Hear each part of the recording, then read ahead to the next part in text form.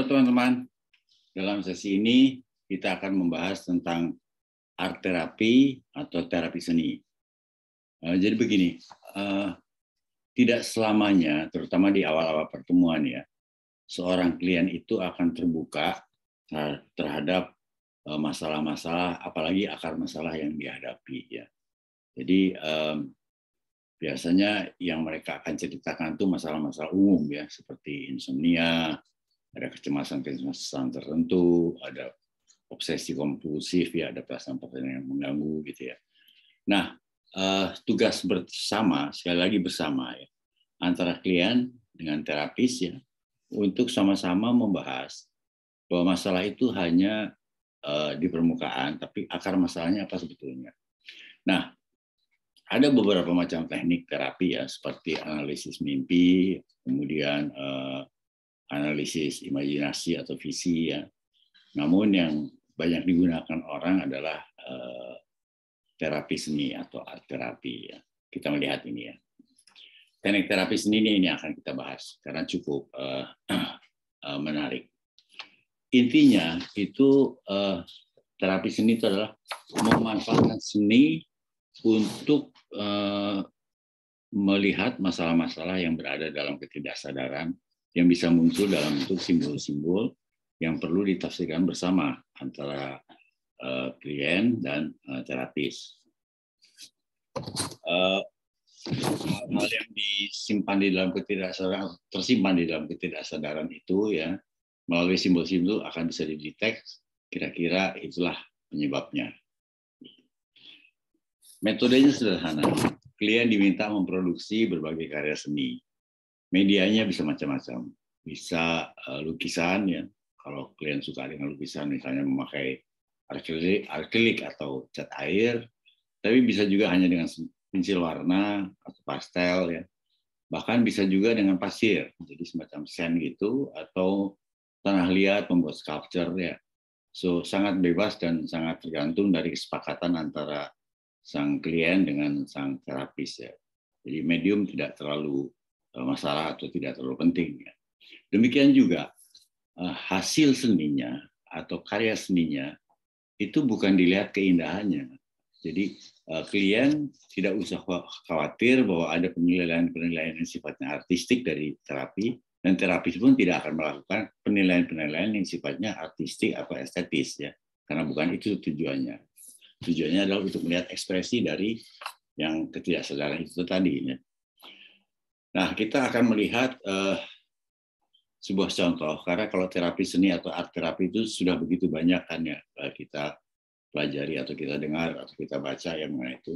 Saya akan memberi sebuah contoh yang saya kira cukup menarik ya, tentang bagaimana Jung menggunakan terapi seni, dalam hal ini lukisan ya, untuk memahami masalah yang sebenarnya dari seorang klien, wanita dalam ini, yang sulit sekali untuk menceritakan apa masalah yang sebenarnya.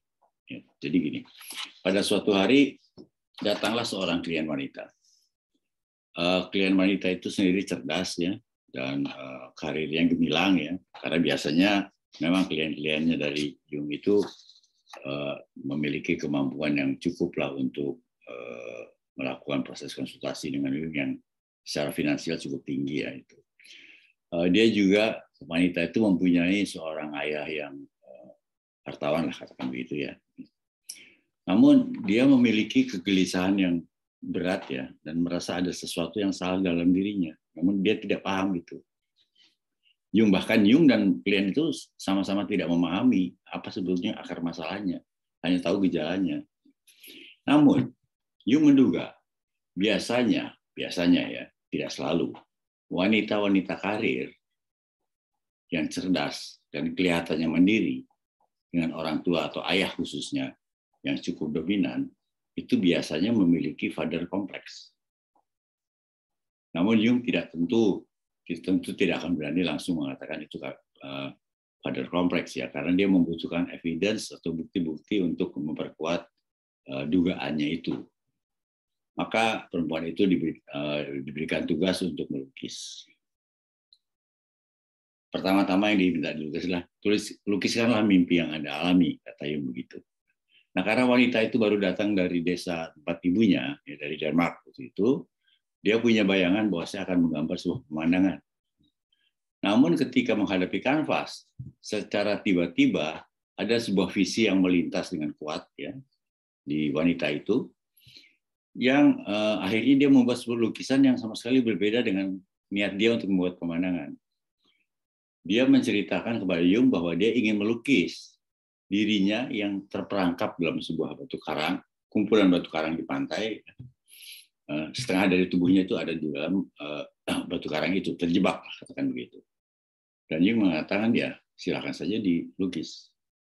Kemudian dilukis. Setelah dilukis, kemudian wanita itu bercerita lagi bahwa setelah saya melukis ini, saya terperangkap setengah badan saya di dalam rok atau batu karang itu. Lalu saya melihat Anda, melihat Jung ya, datang dengan wonder stick atau tongkat sihir dan membebaskan saya. Nah, setelah proses itu maka terjadilah beberapa kali diskusi, beberapa kali probing dari Jung, sama-sama menganalisis mimpi itu. Kemudian masuklah ke dalam tahap berikutnya, membuat lukisan baru lagi.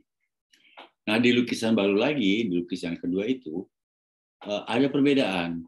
Jadi tidak ada lagi figur perempuan itu, namun dia berubah menjadi lingkaran atau semacam telur lah dalam hal itu, yang dikatakan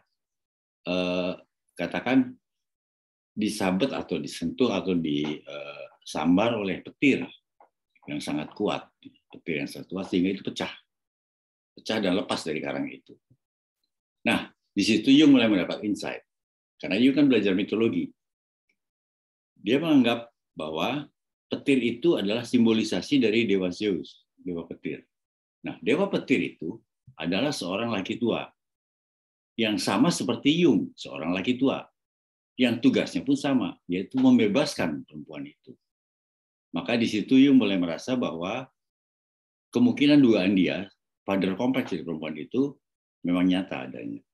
Maka diskusi pun berlangsung dan terjadilah beberapa transformasi dari lukisan-lukisan itu menjadi berbeda. Nah, teman-teman, saya mencoba untuk men-share apa yang terjadi dalam lukisan itu dan kita bisa lihat bagaimana transformasinya. Saya coba.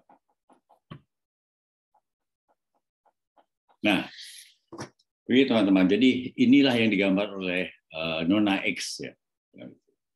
Di gambar nomor 1 itu terlihat bahwa dia menggambarkan dirinya terperangkap setengah badannya di dalam karang di tepi laut dan betul-betul terperangkap. Kemudian menurut dia datanglah Jung dengan tongkat sihirnya seperti di Harry Potter lah kira-kira gitu ya. Itu saya seperti mengganggu. Itu membebaskan dia. Nah, setelah diskusi dilakukan, muncullah gambar kedua yang dibuat yang oleh si wanita itu, yaitu dalam bentuk lingkaran di dalam batu karang itu. Jadi sudah tidak ada dia, tapi masih ada lingkaran yang disambar petir yang sangat kuat sehingga terlepas. Dan pada gambar ketiga terlihat bahwa lingkaran itu yang merupakan personifikasi dari dia itu sudah terbang ke atas. Lukisan ini terjadi selama 24 series.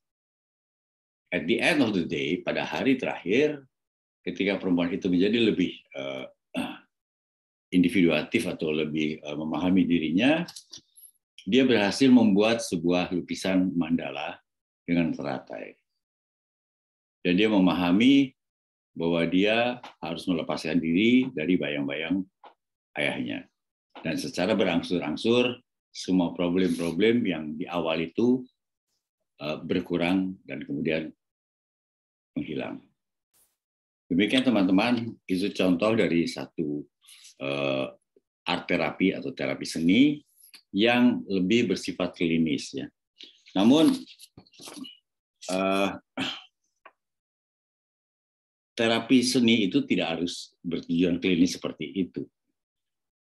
Terapi seni atau art terapi dapat digunakan juga untuk tujuan-tujuan awal, yaitu memahami archetype dominan yang kita miliki.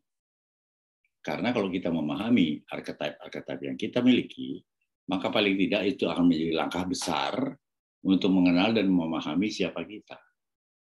memahami apa masalah kita dan apa yang menjadi tujuan dari hidup kita. Dan itu akan sangat berguna. Jadi, tidak ada yang lebih melegakan apabila kita sudah mulai mengenal dan memahami diri kita. Dan art terapi atau teknik terapi adalah salah satu teknik untuk mendapatkan kelegaan atau kebahagiaan tersebut. Tentu masih banyak teknik-teknik lain. Teknik terapi bukan satu-satunya, tapi bisa cukup membantu untuk memahami diri kita sendiri. Demikian teman-teman, terima kasih dan salam.